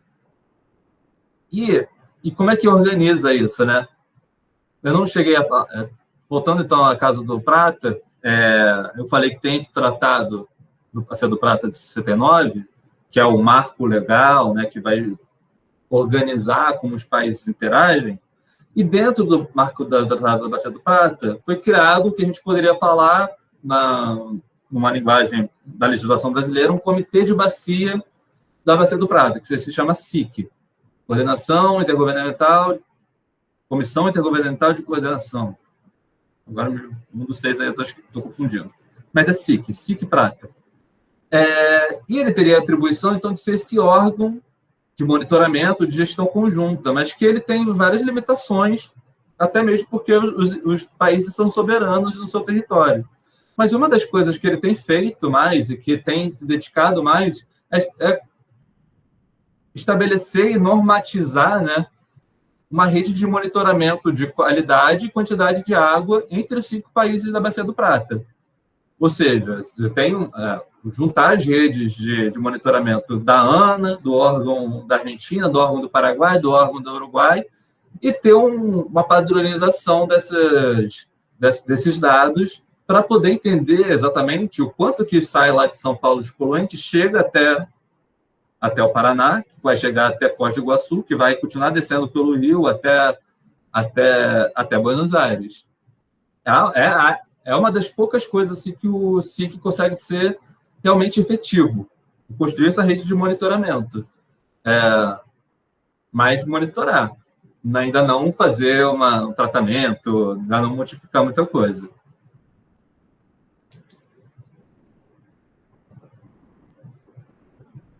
Beleza, Luiz. Bom, agora só, enfim, agradecer novamente a tua participação, foi muito legal, foi bem focado na proposta da disciplina, você falou muito na lógica da geopolítica, né, as estratégias que são utilizadas, os conflitos que podem ser gerados, a cooperação, que também é um elemento que traz densidade para as relações entre atores envolvidos, tendo como fio condutor os recursos hídricos. Então, só tenho a te agradecer e, enfim, esperar que a gente possa colaborar em outra oportunidade. Espero que face-to-face, contato físico, ou eu aí na Bahia, ou você aqui no Amapá, ou lá pelo Rio de Janeiro, ou onde quer que seja, nesses encontros aí pelo mundo, mundão aí de meu Deus. O Brasil, o mundo é gigante, mas a gente vai estar... Gigante não é pequeno. Vamos pegar a ideia do Harvey, né? Da compressão do espaço-tempo. A gente vai para a Áustria, Estados Unidos, Japão, se encontra no Rio de Janeiro, né? Enfim. Mas, Luiz, fora a brincadeira, muito obrigado aí. Foi muito legal. Primeira vez que a gente está tendo essa interação dessa maneira. E hoje eu inaugurei as minhas aulas remotas, é a primeira vez, então está sendo uma novidade para mim. Espero, ainda bem que deu tudo certo. Então, muito obrigado. Aí você, enfim, faz aí suas considerações finais e depois você vai sair, eu vou ficar com eles, que vou tratar de coisas chatas, coisas de avaliação, enfim, do plano de o trabalho continua, o trabalho continua. O trabalho continua.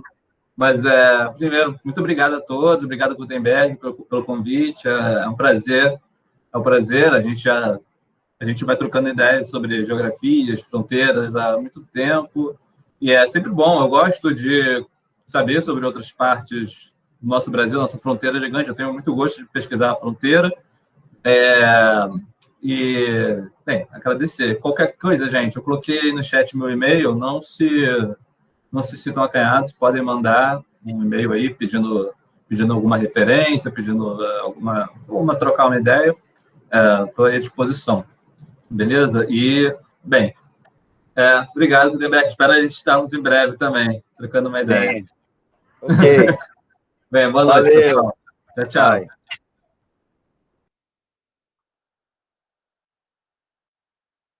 Bom, pessoal, eu vou falar rapidamente, tá? Eu sei que já está todo mundo cansado, mais do que 1h30, é chato pra caramba.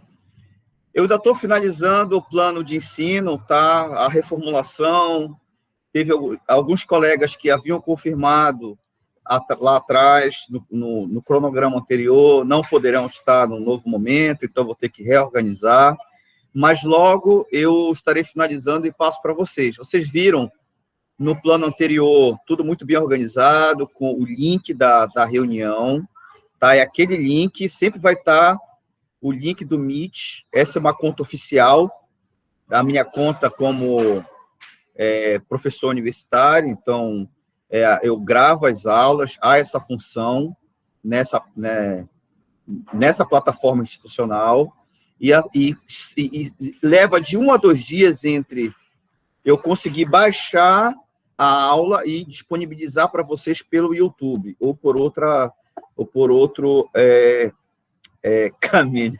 O Barros aqui quer fazer um churrasco na minha área. Bom, depois a gente fala dessas coisas, Barros. Então, assim, as nossas avaliações, a que eu posso dizer para vocês que vai permanecer é a participação nas aulas síncronas, que são essas aulas. Embora nós tenhamos tido algumas participações hoje, 3 pessoas, salvo engano, falaram, é importante que mais pessoas interajam, porque na hora da atribuição da nota, esse vai ser um elemento determinante, porque eu não quero carregar vocês de atividades. Eu sei que vocês já estão muito sobrecarregados com outras disciplinas, com muita leitura, então, para diminuir o peso de ter que fazer outras atividades, que gere mais tempo, mais demanda, mais necessidade de tempo, eu prefiro que vocês, cada um, ou pelo menos que a metade, eu não sei se vocês leram o texto, mas vocês vão ter que ler o texto, gente, porque uma parte da avaliação, ela tem... Espera aí, deixa eu ver aqui o que foi que colocaram, só um minuto.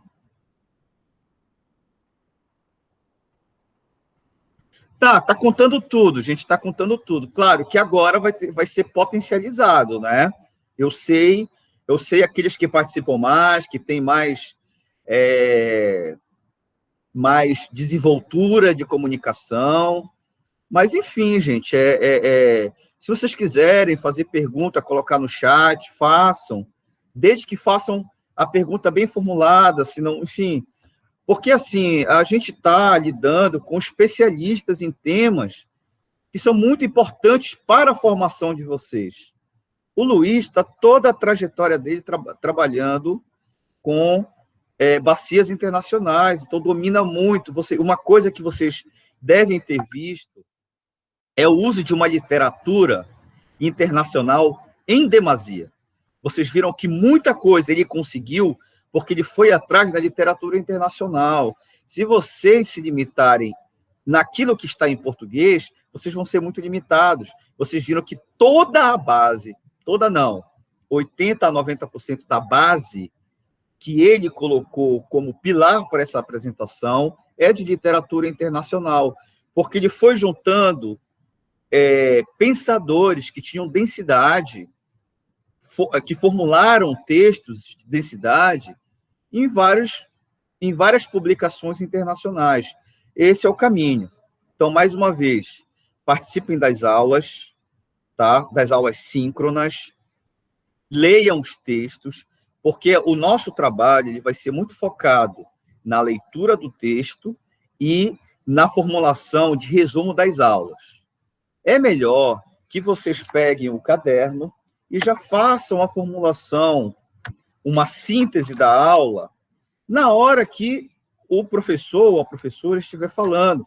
Vai facilitar para vocês. Se deixarem para fazer depois, é possível? É possível, mas na aula síncrona, vocês têm a possibilidade de, além de estar assistindo a aula no momento em que ela está sendo proferida, de você tirar uma eventual dúvida que depois você não vai ter a capacidade de assim fazer. E não se esqueçam, o mestrado não é só você elaborar o trabalho que você se dispôs a fazer. Envolve uma formação macro. Quando vocês acabarem o mestrado, vocês serão mestres em estudos de fronteira.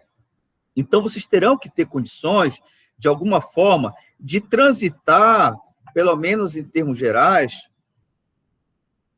pela literatura, pelos elementos básicos que tratam de estudos de fronteira, tá? Então, é isso. Alguém tem alguma coisa, algo a falar, né? Lembrando que o plano de ensino, logo eu passarei para vocês. A Bruna está falando aqui. Já tem previsão para os prazos de entrega das resenhas. Gente, isso tudo vai ficar...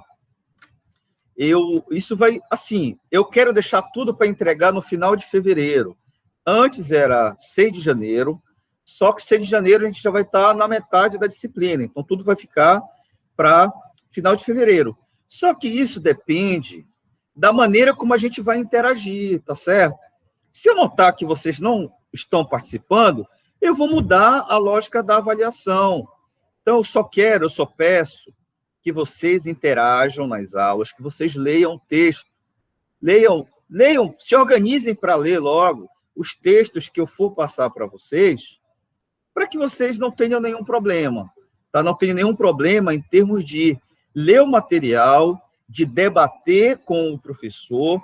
Só quem lê o texto tem condições de, na aula síncrona, debater de maneira proeminente, de maneira sólida, o texto, a aula que está sendo proferida. Senão, vai ficar divagando em algo que o professor apresentou e você lança uma ideia, mas uma ideia aleatória sobre aquilo que o professor ou professora colocou. E isso não é o melhor caminho. O melhor caminho é ler o texto, assistir os documentários de base, tá?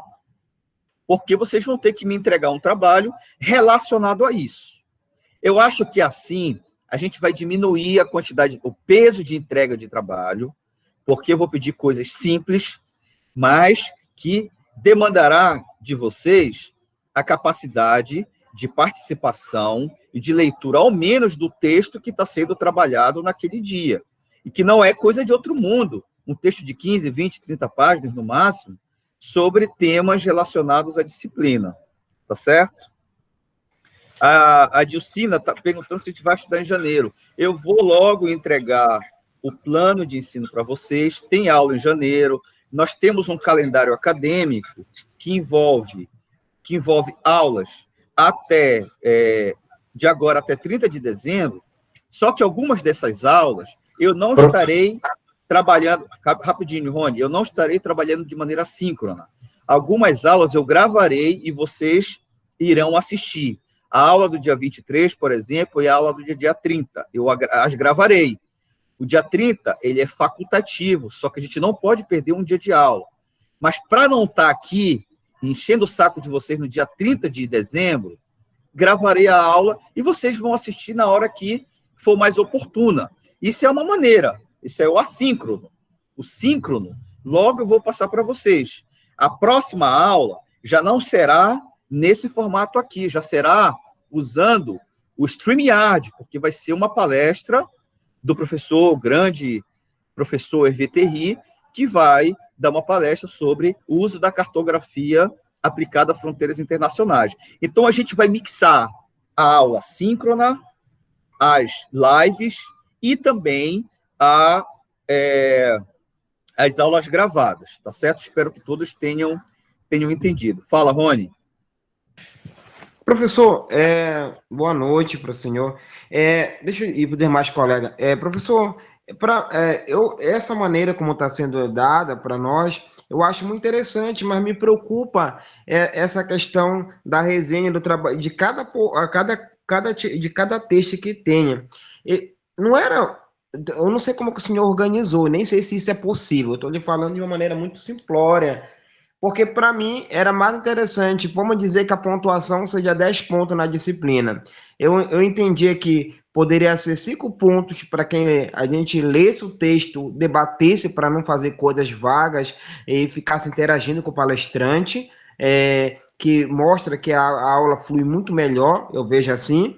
E os outros 5 pontos, se não fosse a questão dessa maneira que você tivesse conduzida, a gente discutia e em grupos se apresentava o trabalho, porque é possível, em grupos pequenos, que não dá aglomeração, a gente fazer apresentações de algum texto, porque, a meu ver, pelo quantitativo de trabalho que a gente está tendo, fazer uma resenha de cada texto que tem, porque tem textos que o senhor mandou que são laudas pequenas, mas tem outros textos que o senhor estava inspirado. E aí é mais complicado. E aí a gente também está nesse processo de qualificação do nosso projeto, porque o senhor foi mais esperto, conseguiu qualificar já dos seus, está mais livre, mas nós não estamos para patetão, a gente está para trás. Então a gente precisa fazer essas nossas qualificações, fora que as aulas do Estado não terminam agora, só terminam em fevereiro. Então, e tem as outras disciplinas que a gente está fazendo. Então, a resenha, para mim, é mais difícil. É uma pergunta, não estou lhe querendo... Não, sim, eu vou te responder, e a minha resposta vai tranquilizar todos vocês. Eu vou responder logo a tua pergunta, e depois eu vou fazer uma observação. A resposta é, eu não vou pedir resenha de cada texto. Isso seria insano vocês fazerem uma resenha bem feita de cada texto, demandará muito tempo e muita concentração, não é isso. Cada aula vocês vão ter que fazer um resumo de uma lauda. É por isso que eu falei do caderno. O resumo significa o quê? Os principais pontos tratados, aquilo que foi relevante na aula. Porque eu quero que vocês assistam às aulas e que isso sirva, de alguma maneira, para um mecanismo de avaliação. Uma página simples, nada que dê muito trabalho. Se você está assistindo a aula e você está elencando os pontos que foram relevantes na aula, depois você junta tudo isso em uma página, somente uma página, e vai juntando para cada aula. Se você já fizer isso no decorrer da aula, você não vai ter muito trabalho. A resenha já é uma outra avaliação de trabalhos que sejam assíncronos. Um ou outro texto, para complementar a avaliação, eu vou ter que, de alguma forma, eu tenho que avaliá-los. Então, uma dessas avaliações é o resumo em sala, né, em sala virtual, né, da aula. Uma outra avaliação é a participação de vocês em si, e uma outra é vocês entregarem ao menos 2 fichamentos. Então, aí fecha a disciplina, 2 fichamentos, né, lá no final do semestre, e, além desses 2 fichamentos, o resumo básico e a participação em sala de aula. E aí está fechado. Eu queria pedir só se o senhor é possível, o senhor optar por... O senhor está me ouvindo, senhor? Estou te ouvindo. É possível o senhor optar para esse trabalho, porque assim, como tem uns que têm mais facilidade que os outros. Então, uma maneira da gente se ajudar é os trabalhos em grupo. Não dava para ser, por menor que número que seja, que o senhor escolha, decida, mas esse trabalho final a gente fazer em grupo, em trio, em dupla, em quarteto, seja lá quanto o senhor determinar que for melhor, mas até uma maneira do senhor, da gente se ajudar. Vou te responder logo. Só um minutinho. Eu vou te responder. Hoje eu estou inclinado a dizer não para ti, mas eu vou pensar. Eu preciso organizar ainda para ver. Eu não quero passar muito trabalho para vocês, mas também não quero não passar trabalho. Então, eu vou avaliar aqui o que dá para ser feito de modo que não fique tão pesado para vocês. Porque, imagina, eu estou pedindo duas resenhas para entregar no final de fevereiro, e ainda sem dupla. Eu tenho muita preocupação com essa coisa de sem dupla, sem trio, porque, em geral, um faz e o resto assina, e isso não me interessa muito. Mas eu vou pensar, tá certo? Agora, Rony, se já fui claro e não tiver outras questões, eu prefiro que vocês avaliem o plano de ensino, ele finalizado, para depois a gente debater mudanças, adaptações, se for o caso. Tudo bem? Tudo bem, gente? Tudo bem, professor. Muito obrigado, viu? Boa noite para o senhor. Então, gente, obrigado por tudo. Eu vou finalizar aqui a gravação, tá? E a gente se vê. Um abraço.